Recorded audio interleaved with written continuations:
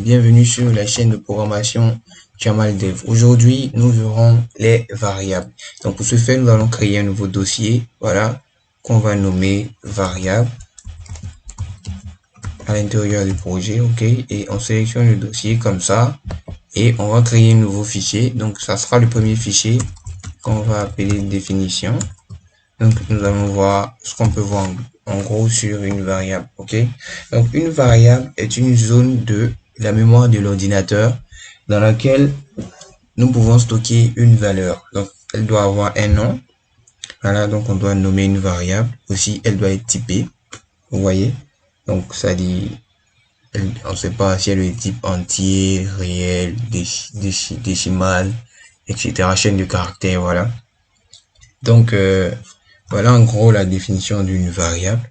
Donc nous allons voir un exemple. Donc nous allons créer une première variable qu'on va appeler var1, n'est-ce pas? Vous voyez, var1, ok, dans laquelle on met une valeur qui est 25, ok. Donc ici on a déclaré une variable appelée var1 qui a pour valeur 25, ok. Donc ici Python va reconnaître cette variable là en tant que variable appelée variable 1 et qui a la valeur 25, ok. Donc pour afficher cette variable, nous allons faire un print var1, ok. Et là, si je fais run current file, vous voyez, donc là j'ai affiché 25.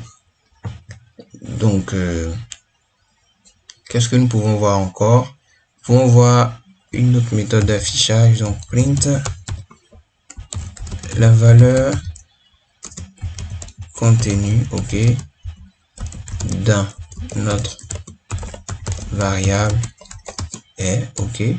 Donc là on veut montrer la valeur contenue dans notre variable. Quand on fait ça, on met virgule, on va pas mettre 25 mais on va mettre var1, ok. Donc là c'est une autre méthode d'affichage, ok. J'espère que c'est compris. Donc nous allons voir ici maintenant ce qui est assez important, les règles de nommage, ok, d'une variable.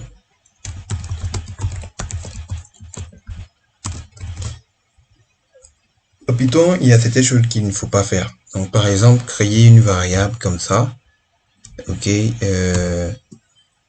on peut pas créer de variable comme ça. Donc là, ça je mets juste devant, impossible. Donc je vais mettre en commentaire pour ne pas que ça me retourne des erreurs. Donc je mets 1 et il reçoit quelque chose. Donc ça c'est impossible, ok.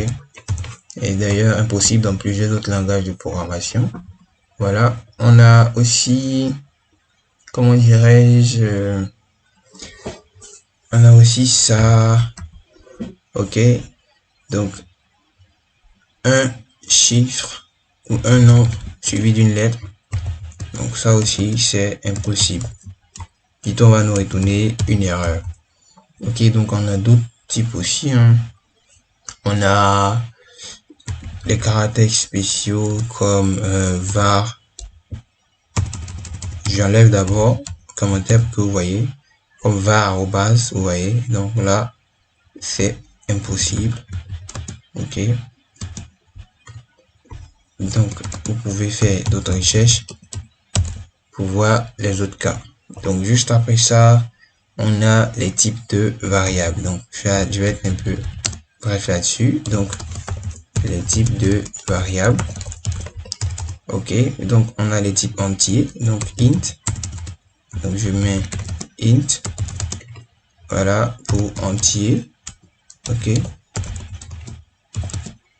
Double, float, donc ça c'est pour des décimaux, donc je vais mettre réel et décimal, str, chaîne de caractères,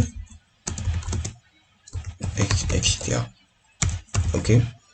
Donc dans la suite de cette partie, nous verrons un peu plus comment utiliser les variables.